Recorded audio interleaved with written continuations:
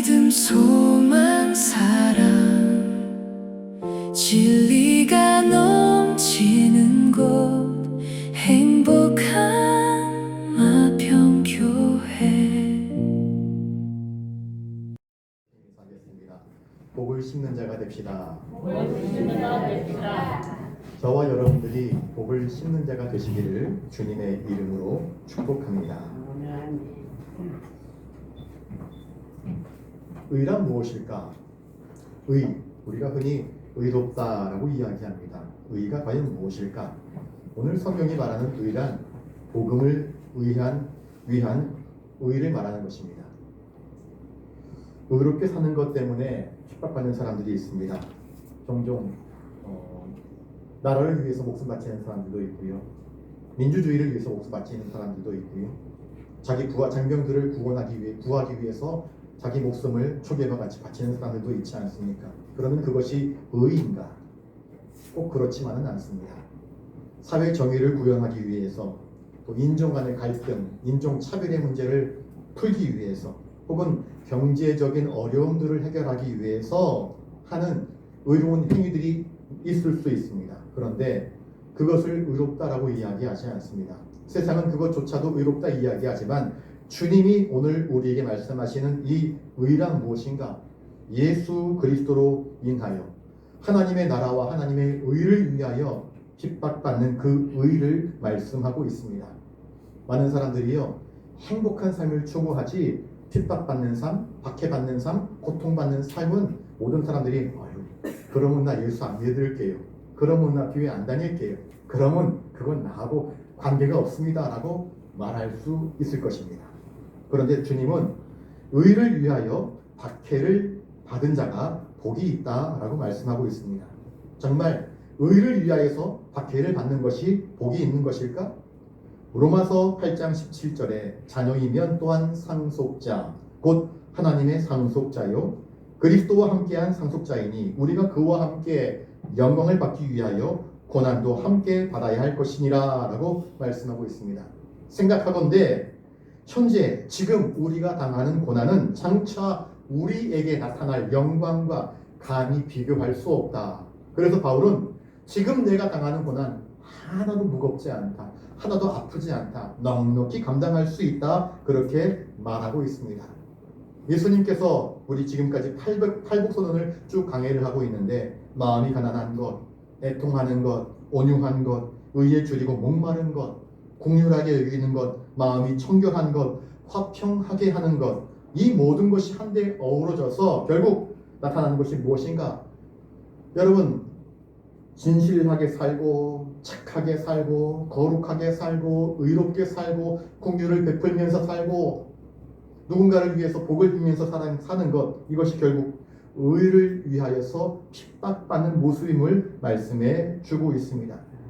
성도의 삶의 본질은 무엇인가? 예수님과 함께 고난받는 것을 두려워하지 않는 것이라 감히 정의할 수 있습니다. 예수님께서 우리에게 가르쳐 준 것은 무엇인가? 고난이 결코 저주가 아니라 패배가 아니라 고난을 통과하여서 하나님께서 우리에게 예비하신 하나님의 영광과 구원에 이르게 된다라고 말씀하고 있습니다. 여러분, 농부들이 열심히 씨 뿌리지요. 힘들잖아요. 이 뙤약 볕에도요 소독차 하면서 막 뿌리더라. 얼굴이 새까맣게 타는데 얼굴에 선크림 좀 바르지. 선크림 바르면 이게 막 땀이 막 나고 그래서 더 거북하다고 선크림 다 안 바르고 햇살에 피부가 타는데 전혀 신경 쓰지 않고 우리 교인들 가운데 여자분들도 많은데 그냥 얼굴만 살짝 가리고 열심히 농사를 짓습니다. 그 고난의 현장 아니겠습니까? 그런데 왜 그렇게 열심히 그 뙤약 밑에 나가서 일합니까?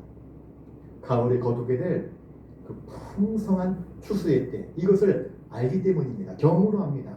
가을 되면 이것이 아름답게 익어서 이 많은 것들을 내가 딸 수 있다, 그런 기대, 그런 소망이 있기 때문에 이 뙤약 밑에도 물 한 컵 마시고 시원한 냉수 한 잔 마시고 또 나가서 일하고 또 밤늦게 나가서 일하고 비가 오는 또 비가 오는 데로 또 나가서 일하는 것이 농부들의 현실 아니겠습니까? 여러분, 고난이요 쓸모없는 것이 아닙니다. 예수님은 의를 위하여서, 선을 위하여서, 하나님의 나라라 그의 의를 위하여서 핍박받는 것이 복이 있다고 하십니다. 그런데 기억해야 될 것은요, 자기 욕망을 위해서, 자기 고집을 위해서 죄를 짓고자, 죄를 지었기 때문에 핍박받는 것, 서러움 당하는 것, 이것이 복이 있다라고 말씀하지 않습니다. 어떤 사람은 내가 옳다고 주장하는 말을 끝까지 우깁니다. 절대로 양보하지 않았습니다. 양보하면 마치 죽는 것처럼 끝까지 내가 주장하는 것을 붙잡고 이것이 옳다라고 주장을 합니다. 주님은 그런 사람이 복이 있다라고 말씀하지 않습니다. 하나님의 나라, 하나님의 의, 하나님의 뜻 앞에서 자기의 고집을 꺾고 자기의 욕망을 꺾고 자기의 야망을 부셔내면서 하나님의 뜻대로 수고하는 사람들, 이런 사람들이 복이 있다라고 말씀하십니다. 여러분 11절에 보시면은요, 나로 말미암아 너희를 욕하고 박해하는 것, 이것이 의를 추구하는 삶임을 말씀하고 있습니다. 예수님은 내가 곧 길이요 진리요 생명이라 말씀합니다. 참 길이신 주님을 따라가는 삶, 참 진리이신 주님을 닮아가는 삶, 참 생명이신 주님과 함께 하는 삶을 살고자 애쓸 때에 세상 사람들이 우리를 이해하지 못하고 핍박하고 이해하지 못하고 조롱하고 이해하지 못하고 무시해도 그것이 오히려 너희에게 복되도다라고 말씀하고 있는 것입니다. 여러분, 종종 우리가 세상 사람들에게 핍박을 받습니다. 무시를 당하고 말로 모욕을 당할 때가 있습니다. 그런데 왜 그런 모욕을 당할까? 왜 핍박을 당할까? 그 이유를 알아야 됩니다.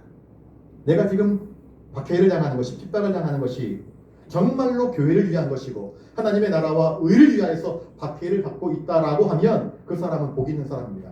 그런데 그게 아니라 교회를 팔고 예수의 이름을 핑계대지만 정작 자기의 이익과 자기의 체면과 자기의 욕망을 교묘하게 교회 뒤에 숨겨놓고는요, 앞으로는 교회 간판 걸고 뒤에서는 자기 다른 꿍꿍이를 가지고 세상 사람들에게 핍박을 당하면서 나는 의롭다라고 이야기하는 것은요, 주님이 그것은 의롭다 하지 않다 말씀하십니다. 의롭지 않다라고 말씀하십니다.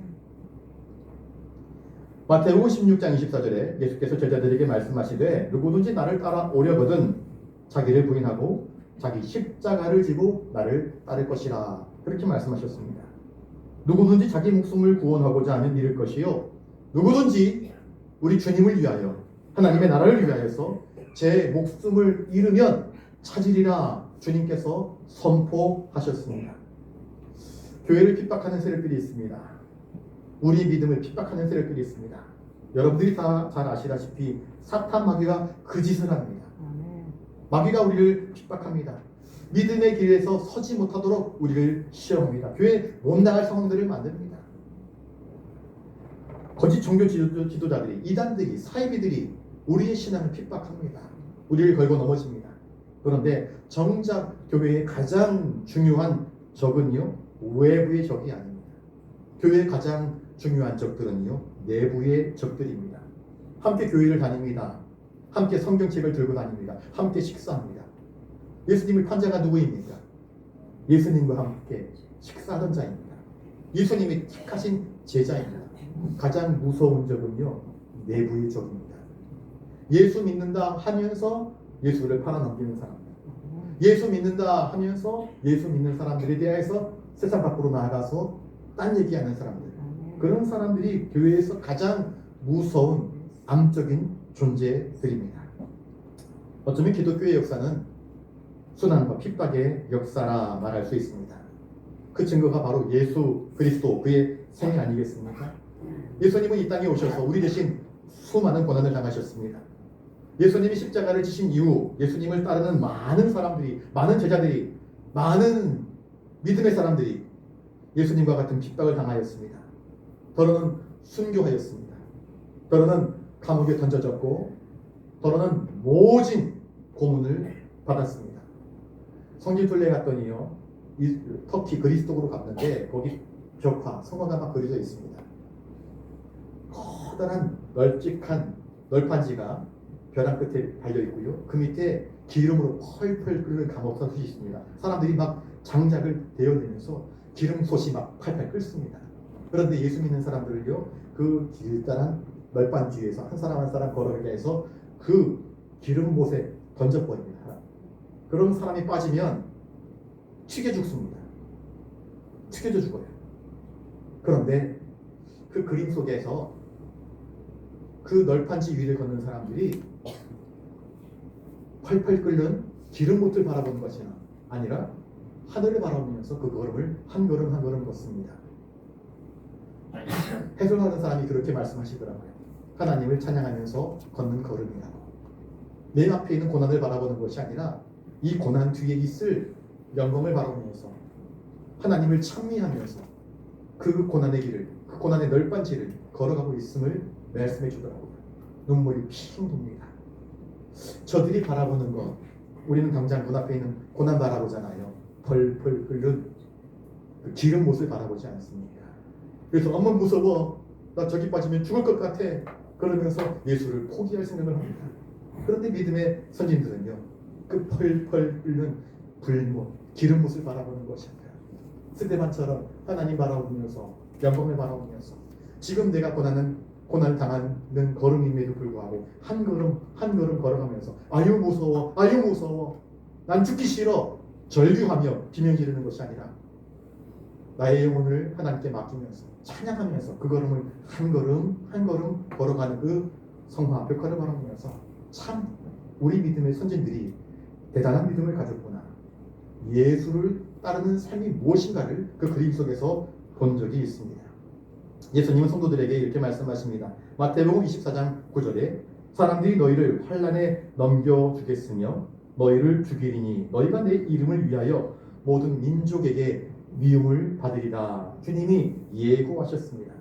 단지 예수 믿는다는 이유 하나 때문에, 단지 교회 다닌다는 이유 하나 때문에 수많은 환난과 핍박이 너희들에게 펼쳐지게 될 것이다.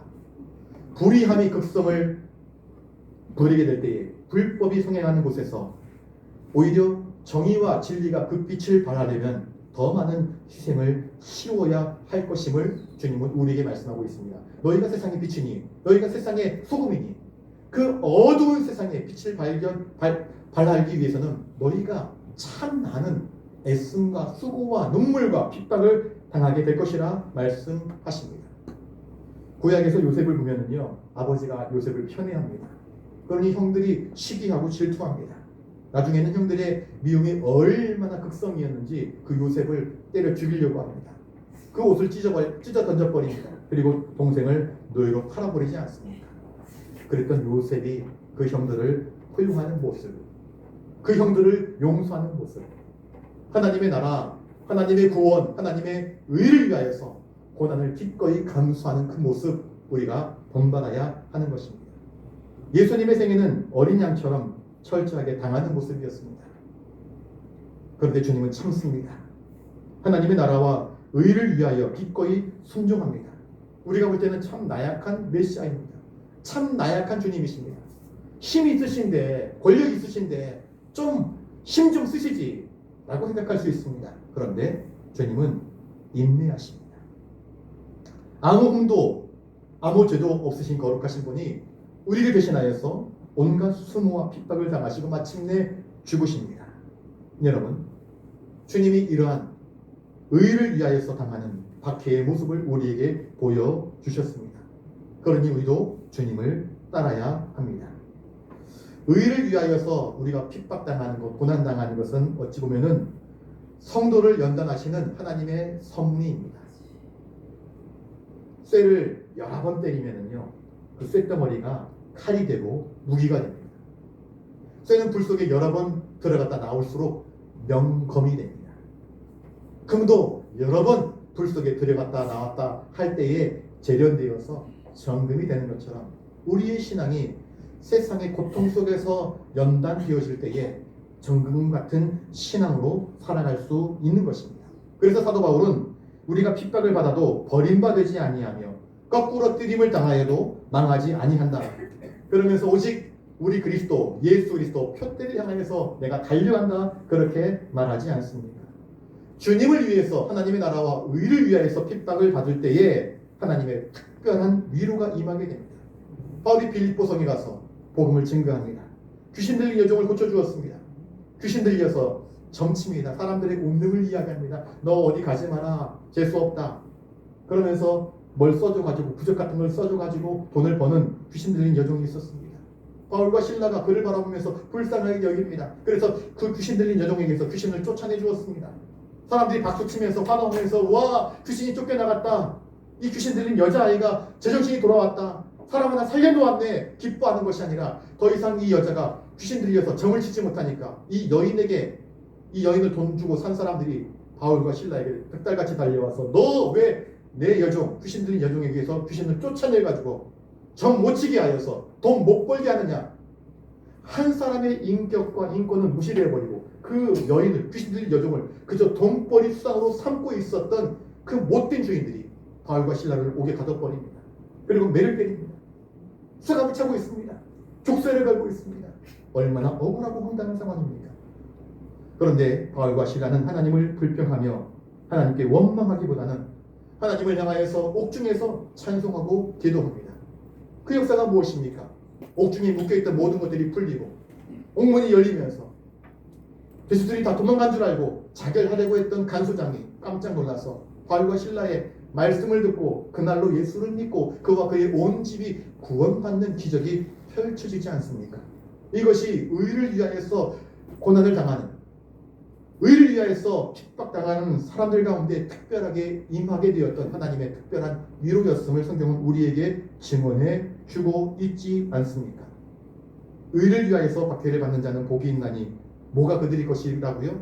천국이 그들의 것이라 성경은 말씀합니다. 우리가 의로운 삶을 살아가게 될 때에 여러분 보장된 것이 있습니다. 하나님께서 너희들에게 내가 예비해 놓은 천국이 있다 말씀합니다. 천국은 무엇입니까? 천국은요 대통령이 통치하는 나라가 아닙니다. 왕이 통치하는 나라가 아닙니다. 천국은 하나님이 다스리시는 나라입니다. 하나님의 통치, 하나님의 주권, 하나님의 능력이 임하는 곳입니다. 오늘 내가 예수를 위하여서 살고 오늘 내가 예수의 말씀 속에서 예수님의 지시하시는 그 통치가 내 안에서 이루어지게 되면 여러분 오늘 우리는 천국을 살아가는 것입니다. 여러분 나는 어떤 삶을 살고 있습니까? 우리는 대한민국 청송이라는 질이라는 땅 위에서 살고 있습니다. 그런데 여러분 세상이 법이 우리 위에서 우리를 좌지우지합니다. 그런데 그리스도인이 정작 붙잡아야 할 진짜 법은 무엇입니까? 하나님의 통치, 하나님의 말씀, 하나님의 법이 우리의 인생을 결정짓고 우리의 선택을 결정짓는 진짜 법이 되어야 하는 것입니다. 그러면 나는 대한민국 국민이지만 근본적으로 천국 시민임을 증명하는 것입니다. 천국 시민으로 살면서 선을 행하고 천국 시민으로 살면서 복음을 증거하고 천국 시민으로 살면서 불쌍한 사람 도와주고 천국 시민으로 살면서 바른 말 할 때 핍박이 오고 어려움이 오고 고통이 찾아올 때 두려워하지 말라 말씀하십니다. 왜? 그런 사람들이야말로 천국에 들어가 마땅한 하나님의 사람들임을 주님이 증언하시기 때문입니다. 여러분 오늘을 살 때 천국을 살아갈 수 있는 저와 여러분들 되실 수 있기를 바랍니다. 오늘을 살 때 환하게 웃으면서 넉넉하게 베풀 줄 알고 섬길 줄 알고 사랑할 줄 알고 도울 줄 알고 은혜를 끼칠 줄 아는 처음에 인사했지 않습니까? 뭘 심자고요? 복을 심자. 복을 심는 자가 되시길 바랍니다. 복을 심어야 됩니다. 우리가 걸어가는 삶의 자리에 복을 심어야 되죠. 사과나무 심으면 사과나무 열매가 내리지 않습니까? 우리가 걸어가는 삶 속에 복을 심어야지. 나와 다른 사람 사이에 그 관계 속에 복을 심으면 그 복이 언젠간 열매 맺어서 우리에게 돌아옵니다. 그 사람이 그 복을 걷어차면 그 복이 나에게 돌아오게 되어 있습니다. 복을 심고 은혜를 심고 감사를 심고 덕을 심으면 그것이 하나님의 나라에 합당한 삶이 아니고 무엇이라는 말입니까? 11절을 같이 한번 읽어봅니다. 11절 시작. 나로 말미암아 너희를 기억하고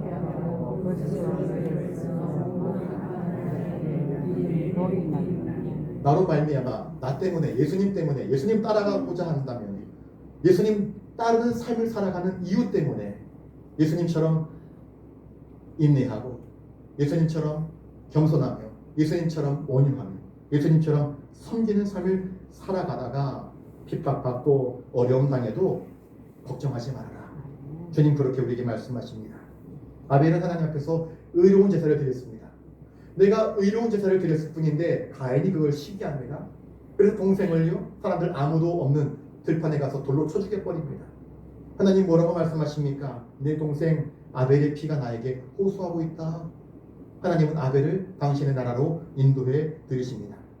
하나님의 마음에 합한 사람이었던 다윗이요, 골리앗 잡아 죽였는데, 이스라엘의 원수였던 골리앗을 죽였는데 여인들이 노래하기를 사울은 천천히요 다윗은 만만히로다 했다는 이유 때문에, 나보다 다윗이 더 인기가 많다는 이유 때문에 왕이 다윗을 시기 질투하여서 그를 역적으로 몰아세우고 그를 흉악범으로 몰아세워서 그를 잡아 죽이는 자에게 내가 포상금을 내리겠다 하지 않습니까?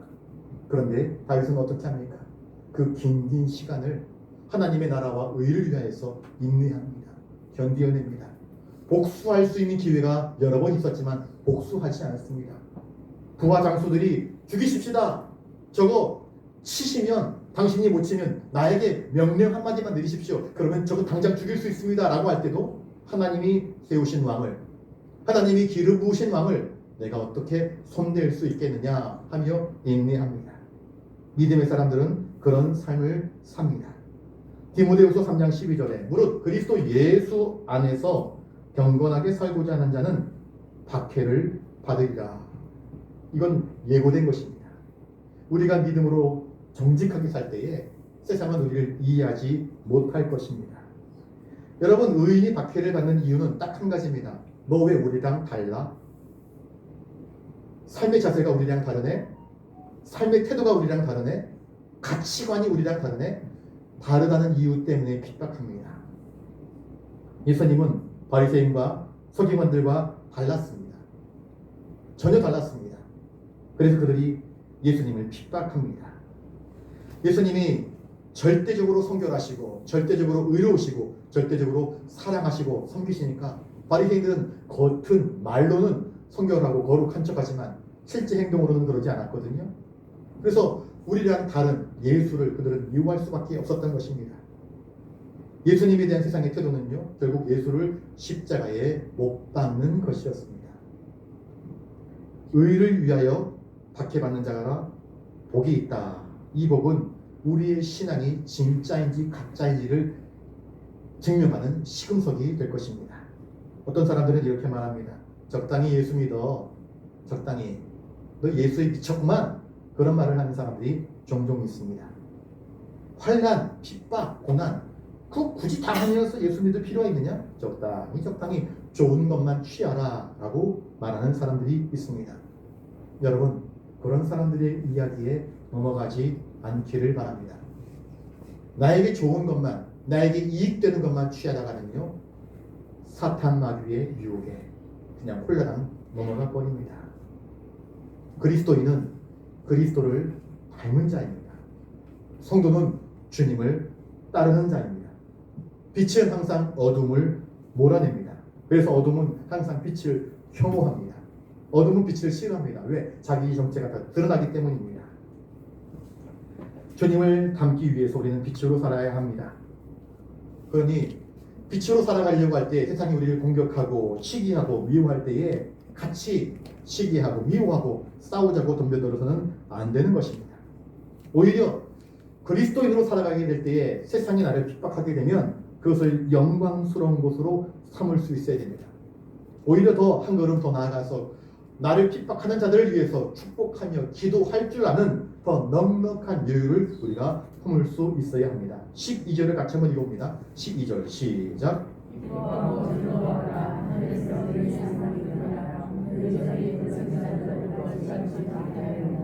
예, 너희 전에 있던 선지자들도 이런 핍박을 받았다. 믿음의 선진들이 그런 핍박을 받았습니다.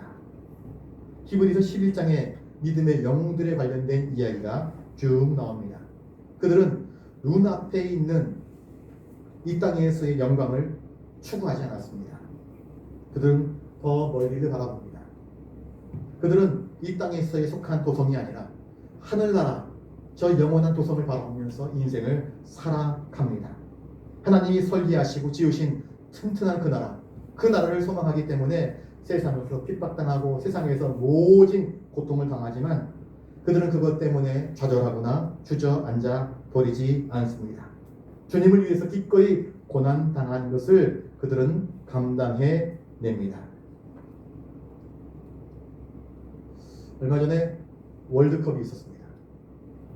월드컵에서 금메달을 딴 사람들을 얼마나 기뻐했는지 모릅니다. 영광스러운 메달 아니겠습니까?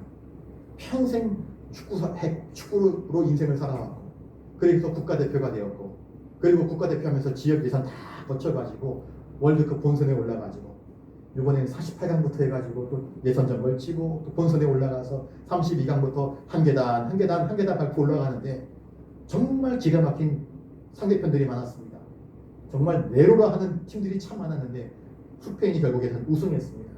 1대0으로 이겼는데 선수들이 펄쩍펄쩍 뜁니다. 진 사람들은요 펑펑 울고 엎드려져서 울고요, 이긴 사람들은 너무너무 기뻐서 펑펑 눈물을 흘리는 모습을 제가 두 눈으로 보았습니다. 주님은 말씀하십니다. 기뻐하라, 길고하라, 하늘에서 너희의 상이 크다. 월드컵에서 받은 금메달 비교가 안 됩니다. 우리가 하늘에서 얻을 상금은요, 월드컵에서 받은 금메달, 그 트로피, 영광스러운 것, 그것과는 비교할 수 없는 놀라운 상급이 우리 앞에 펼쳐질 것을 성경은 말씀해 주고 있습니다. 믿음의 선진들은 그것을 바라보았습니다. 월드컵에 뛰었던 선수들은요, 그거 바라보니까 부상 견디고 또 회복하고 또 뛰고, 주전이 아니고 후보라도 좋으니 월드컵에 내가 참석할 수 있게만 해달라고 그렇게 하면서 팀을 위해서 헌신하고 수고하지 않았습니까? 여러분, 우리가 받을 저 하늘나라에서의 상급을 바라볼 수 있는 저와 여러분들 되시기를 주님의 이름으로 축복합니다. 믿음의 선진들은 그것을 바라보았습니다. 그래서 고난을 견디어냅니다. 우리 인생을 다시 한번 되짚어 볼 수 있기를 바랍니다. 저를 따라서 한번 해볼까요? 우리의 인생은 유한합니다. 유한하다라는 말의 뜻은요, 시작이 있고 끝이 있다는 것입니다. 태어난 날짜가 있죠? 이제 죽을 날짜가 있을 것입니다. 그래서 우리가 인생이 죽으면 빨간 줄 쫙 긋잖아요. 우리 인생은 유한합니다. 마트에 가서 우유 사면은요, 우유에 유효기간이 있습니다. 얼마 날짜 지나면은요, 마트에서 아무리 비싼 우유를 알지라도 다 폐기 처분해야 됩니다.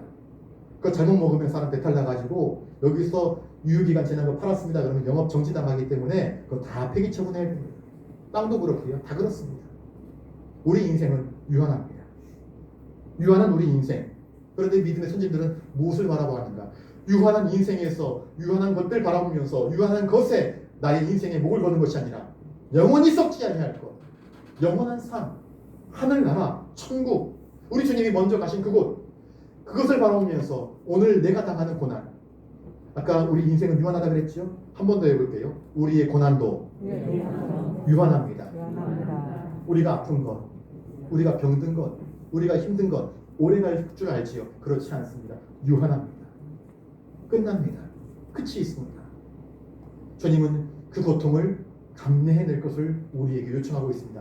의를 위하여서, 하나님의 나라와 그의 의를 위하여서 내가 당하는 고난을 두려워하지 말아라. 병원에 가서 아이들이 예방접종을 받습니다. 주사 바늘이 무섭습니다. 왜 주사를 맞아야 됩니까? 그걸 맞으면 건강해집니까? 그렇습니다. 우리가 당하는 고통이 우리에게 예방주사가 될 수 있습니다. 고난을 두려워하는 것이 아니라 고난을 맞상대하고 이겨낼 수 있는 저와 여러분들 되시기를 바랍니다. 바울은 이렇게 말합니다. 나는 이제 너희를 위하여 받는 괴로움을 기뻐하고 그리스도의 남은 고난을 그의 몸된 교회를 위해서 내 육체에 치우노라. 모든 핍박, 모든 고통, 이건 다 지나가는 것입니다. 그래서 사도 바울의 표현대로 지금 우리가 당하는 박해는 일시적이고 가벼운 환난일 뿐이다.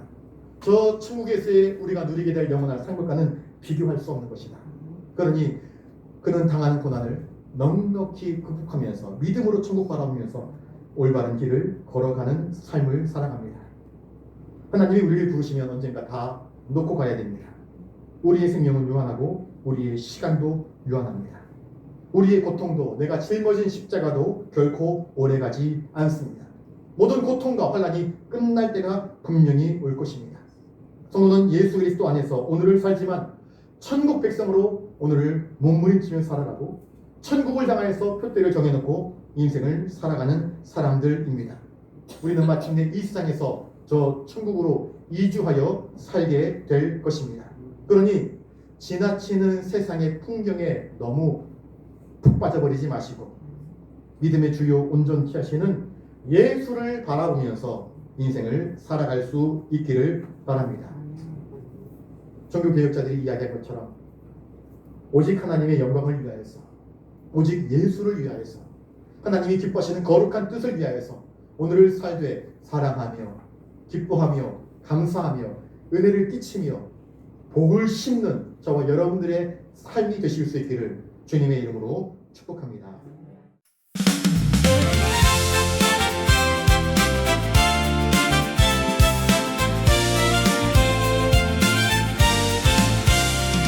좁은 길 걷는 자, 세상은 이해 못해도 진리의 빛 따르니 조롱과 멸시가 따르네. 주님 가신 그 길, 십자가의 고난처럼 의를 위한 발걸음, 영원한 상급이 있으리.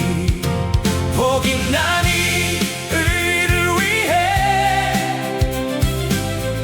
핍박받는 자, 하늘의 나라 그들의 것, 영원한 영광, 세상 끝날까지 변치 않을 약속, 주와 함께 승리하리. 믿음으로 살리. 예수님 고난받아 진리 증거하셨고,